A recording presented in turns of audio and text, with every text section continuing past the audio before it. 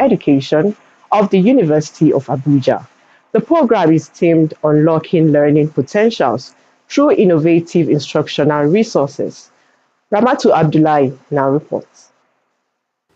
Teaching aids or instructional materials are what bridges the gap between theory and practice, and these exhibitions by these future educators currently studying in the Faculty of Education in the University of Abuja is a declaration by the students that learning must go beyond talking. The states are arranged alphabetically, while the capital are arranged randomly.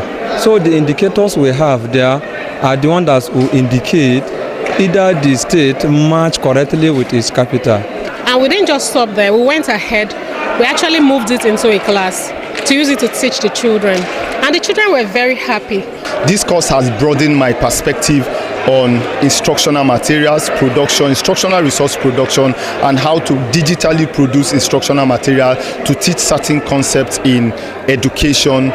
Vice Chancellor of the University, Professor Hakeem Babatunde, represented, said the project will help promote long-term retention of information by learners whose interests are bound to be stimulated by these instructional materials. This is the way we should go because we are in a world of technology and we need to explore it to advance teaching and learning, make the two processes easier.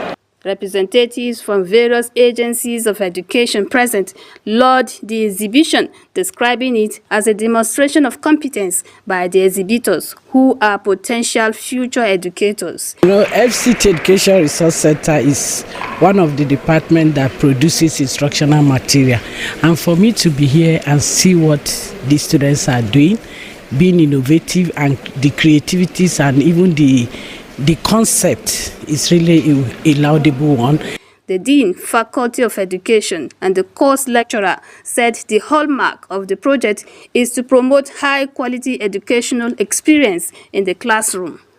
We try to engage the senses when we teach, the sense of sight, the sense of hearing, and when we use instructional resources or materials, we engage multiple senses at a time.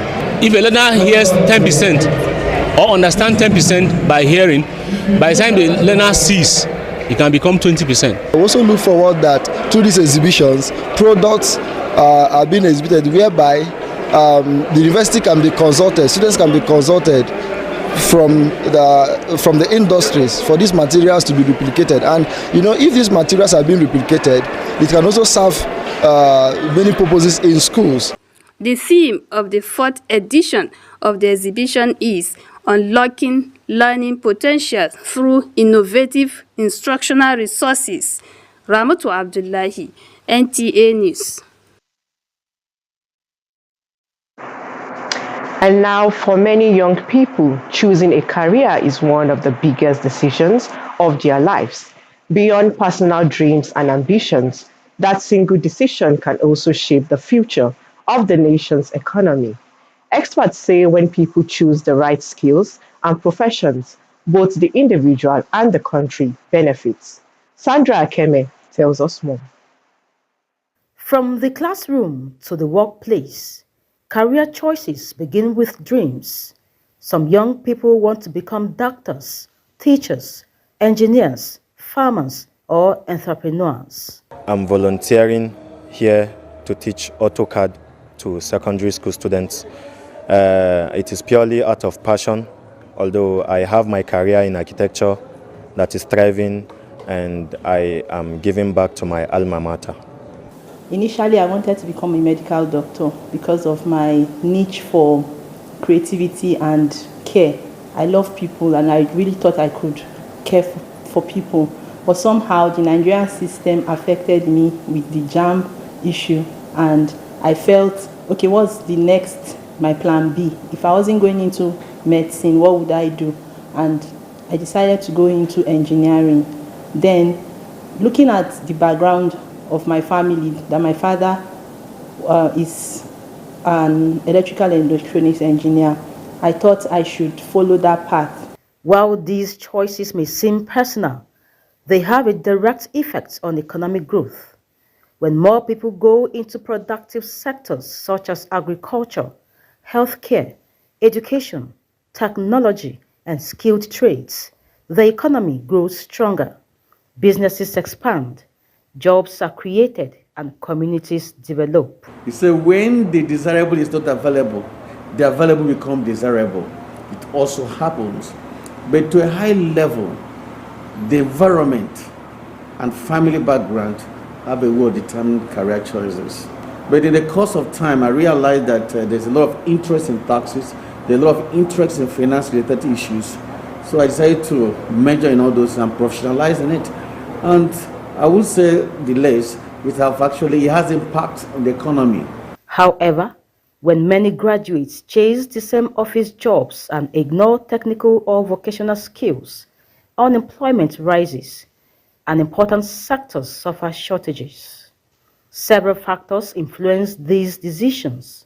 Passion and talent play a role, but family pressure, financial challenges, job security, and societal expectations also shape the final choice. I remember those days in the universities, most of us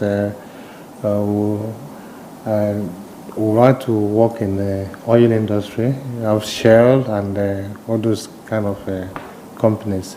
So choice of career is actually determined by what a child or a youth wants, his aspirations. So in my own particular case, I'm a chartered engineer. I studied electrical and electronics engineering. I went into banking first before I came back to civil service.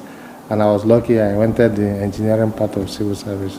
So my advice is that people should discover themselves and that government should encourage people to have schools to have serious guidance and counseling units from the secondary schools, because that helps a lot. In the end, career decisions are not just about earning a living. They are about building a future for individuals, families, and the nation at large. In Abuja, Sandra Akeme, NTA News.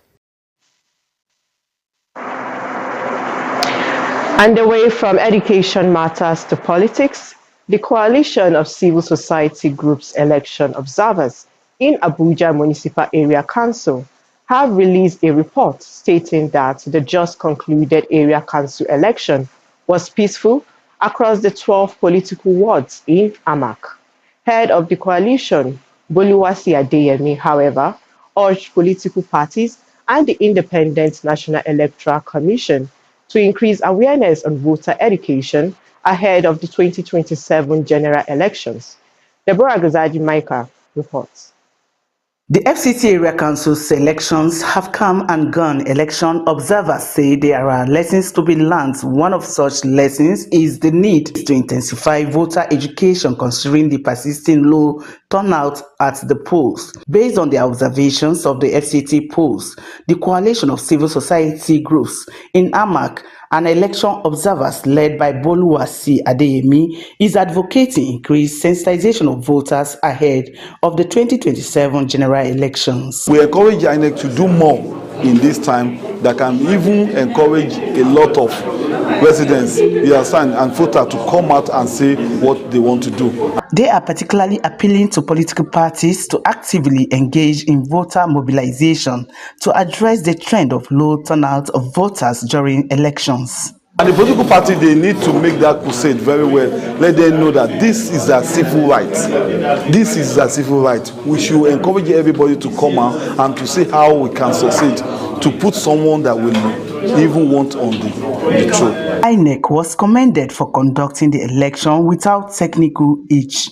In Abuja, Deborah Gazadi-Micah, NTA News.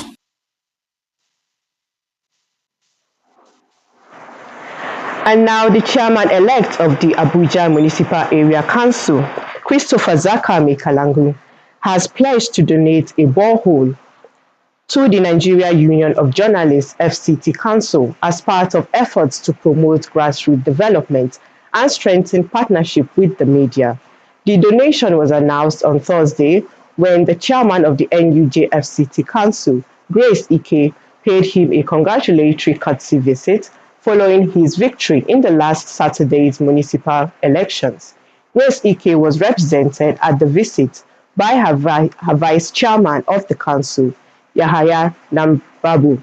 Speaking on behalf of the NUJFCT Council, Yahaya expressed appreciation for the warm reception and the borehole donation, describing it as a demonstration of the chairman-elect's commitment to grassroots development and media collaboration.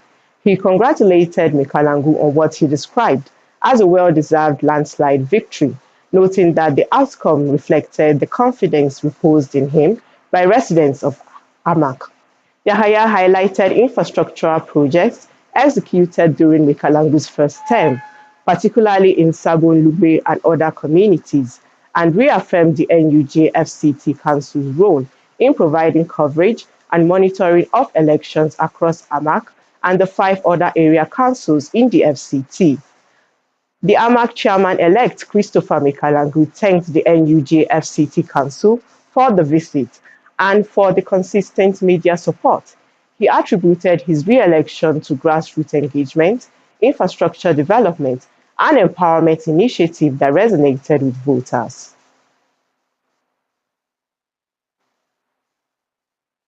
And now to transportation.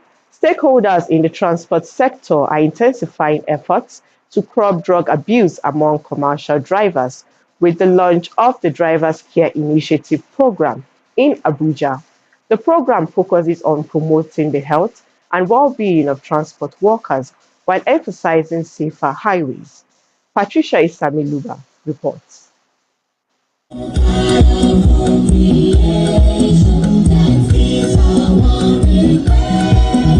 Commercial drivers remain central to Nigeria's transport system, conveying millions daily, yet drug abuse among some operators continues to pose serious safety risk.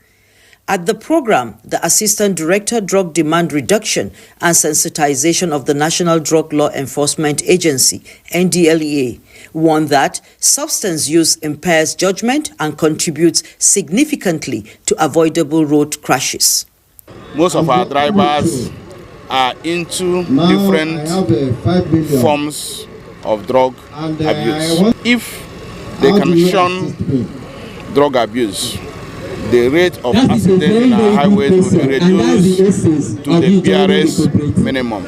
The sponsor of the initiative and president of CIOTA, Segun Obayendo, says the program is aimed at giving back to transport workers through medical checks, eye care services and continuous sensitization. Today is about giving back. Today is about taking care of their eyes, taking care of their health without them paying a dime, as our own way of saying thank you for the job they are doing for our country, for the movement they have made possible within our country and even outside the country. It's about letting them know that we recognize what they are doing and we have come to say thank you by checking their eyes, checking their health, ensure that everything is fine, and also giving them education on drug abuse or drug misuse. He emphasizes that transport workers deserve recognition and care, adding that expanding the initiative nationwide will strengthen safety and well-being across the sector. He further announced a 10 million miles rally and sensitization campaign from February to June 2026.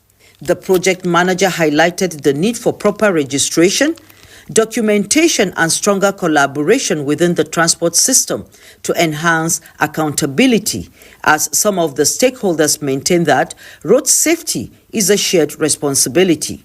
It is important that they begin to patronize legitimate parks, government recognize and approve parks, such that the activities are captured, within the ecosystem, and ensure that their vehicles are identified, the passengers they pick from point A to point B.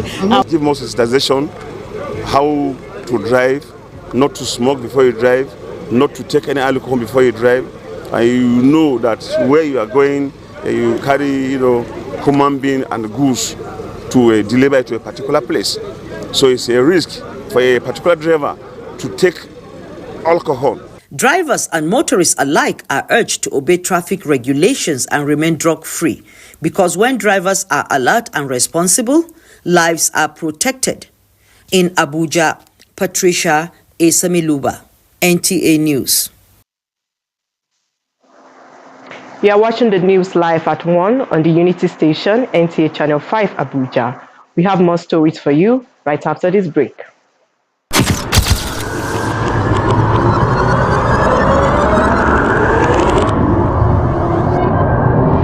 Good evening, glad to have you join us. Thanks for joining us on Weekly News Wrap. Thank you very much for having me. And it is on that note we welcome you to today's edition of the program. I will celebrate creativity, lasting impressions. There's no book stating that this is the role for men.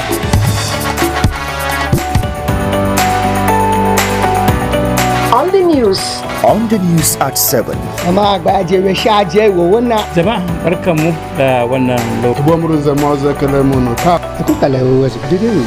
Unity Station, NTA Channel 5, Abuja. Would say have a lovely day.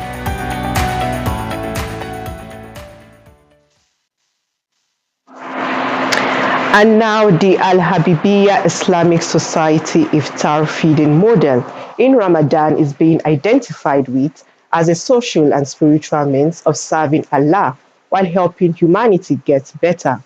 Abdullahi Ajia reports on what a typical day is at the Al-Habibiyya Ramadan Food Bank, where thousands of fasting Muslims and non-Muslims have found refuge in the center during their daily iftar.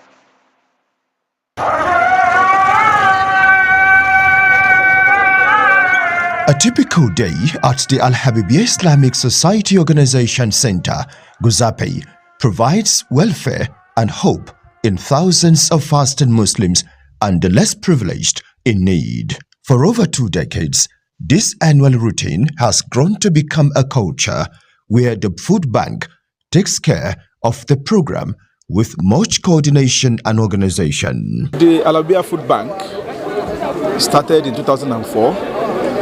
And every year, every day, it was growing.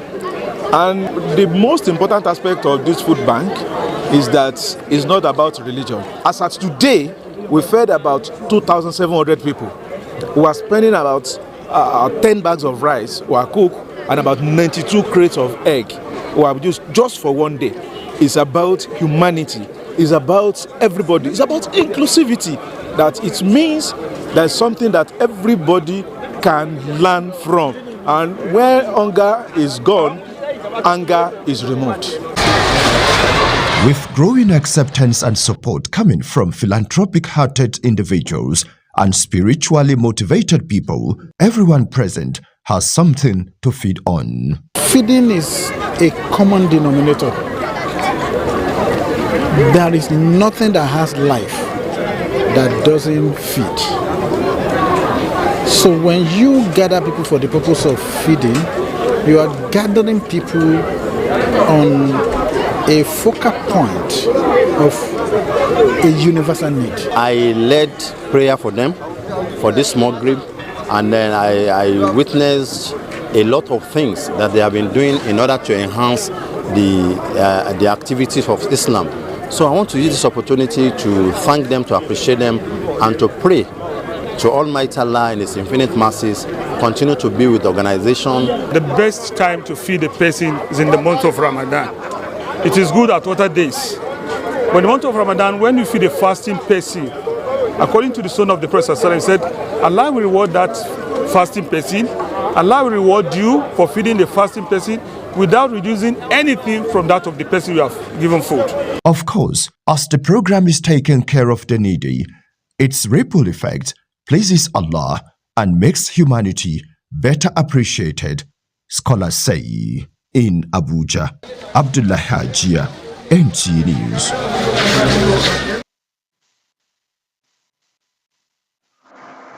And now, as Muslims continue the spiritual journey of Ramadan, the ninth day of Sahur life on NTA focused on clarifying misconceptions about Islam. Scholars examine the topic Islam between what it is and what it is not, emphasizing the true essence of the religion and its relevance to humanity. Hawa Gimba takes it from here. Day 9 Sahur Live started with melodious recitation of the Holy Quran by Aisha Umma Abubakar Sadiq. إذا دعاكم دعوة من الأرض إذا. Session featured Islamic scholar Professor Abdul Wasi Badaddin, who provided insight into the fundamental teachings of Islam and the need to distinguish authentic principles from cultural and societal misrepresentations. Professor Abdul Wasi explained that Islam, as a complete way of life, promotes peace, justice, compassion, and accountability.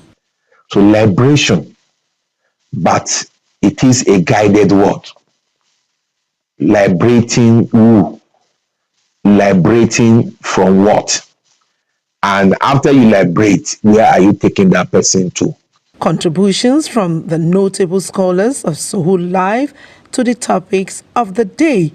The chief imams helps on proper way of understanding the Quran to reap the blessings of Allah. Another segment of the day 9 was the women angle with the topic family provision, not a choice but a responsibility, as Muslim women deliberate on the importance of the family. That is in terms of marriage. The husband takes over her responsibility in terms of provision. And where it comes with children again, you see it is an added responsibility of provision. The Deen and Dunya segment was not left out of the program, as young Muslims took part to discuss on faith in real life. O son of Adam, I created things for you and I created you for me. So do not let those things that I have created for you divert you from what you have been created for. The Children Corner was not left out, as children showcase their talents in understanding the Quran. The session also highlighted the role of Ramadan as a period of reflection, self-discipline, and renewed commitment to the core values of faiths. Hawagimba, NTA News. Now let's see what's happening in the world of business. Africa Development Bank and Africa Union push for visa-free travel to boost trade as Trump's new 15% global tariff on imports takes effect. I'm Hakimat Aliu Ibrahim. Welcome to Business News this week. So let's talk business. Africa policymakers and development institutions have renewed calls for visa-free travel across the continent, positioning free movement of people as essential to unlocking economic transformation under the African Continental Free Trade Area. The push emerged from a high-level symposium co-convened by the African Development Bank Group and the African Union Commission on the margins of the African Union Summit in Addis Ababa, where participants argued that restrictive visa regimes remain a major obstacle to intra-African trade services growth, investment, tourism, and labor mobility. In another development, U.S. President Donald Trump's new global tariff have come into effect at 10% despite a pledge to introduce them at a higher rate. The Supreme Court blocked many of his sweeping import taxes on Friday. The president said he would introduce a 10% global rate. He then said on Saturday that the rate will be 15%. However, according to official documents, the tariffs have been set at a lower rate from Tuesday, with no directive to increase the rate issued. To our locally sourced reports, the social media is a huge and unlimited platform for disseminating information, entertainment, and education content, which positively affects businesses across the world. How has this newfound media influenced businesses and entrepreneurs? Let's join Moses Kuye for that report. It is known that many entrepreneurs are making huge sums of money through the use of social media platforms which boost patronage on products and services. Entrepreneurs on Instagram and Facebook handles are making use of social media platforms to boost their income. and I post it online. From there, people get to see the kind of things I can create with just a woolen pin, and from there, people that are interested would like to message me and to know the price and if they can get the same product. I'm much more active on WhatsApp than any other social media handle. The social media platforms are available to every entrepreneur that desires skyrocketing income generation in their various entrepreneurship endeavors. Just Google it. In Abuja, Moses Kuye for Business News. And that's it on Business News this week. The news continues shortly. Stay tuned.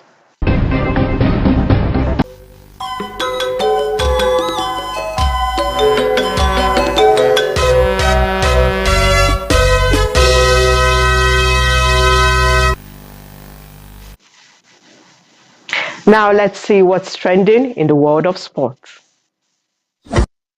Head coach Eric Chile has broken his silence regarding his contract negotiations with the NFF.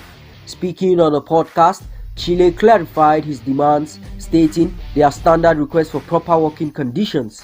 He confirmed his proposed salary is $130,000, not euros, as previously speculated. Chile explained that in many African national team roles, the head coach is responsible for paying his own backroom staff from his personal wages. He emphasized the immense pressure of managing a nation of over 250 million people, stressing the need for a structured support system. He also confirmed requesting flight tickets for his family if he is to relocate to Nigeria, describing it as a basic negotiation point. In the MPFL, Remo Stars have appointed Usman Abdallah as the club's new technical advisor. The club confirmed the appointment on Thursday, hoping the move will revive their season as they currently sit in the relegation zone. And finally, Super Falcons midfielder Jennifer Echejini has expressed disappointment over the CAF award snub of her teammates. Echejini questioned the selection criteria after Rasheedat Ajibade and Esther Okoronkwo missed out on the top Women's Player Award, and coach Justin Madugu was overlooked for Coach of the Year. She stated that Okoronkwo in particular deserved at least a top 3 finish. With Sports Brief, Wayne Lugu, NTA News. And that's the news at 1 on the Unity Station, NTA Channel 5 Abuja. Join us for more news updates at 7. I am Rabiat Shaib.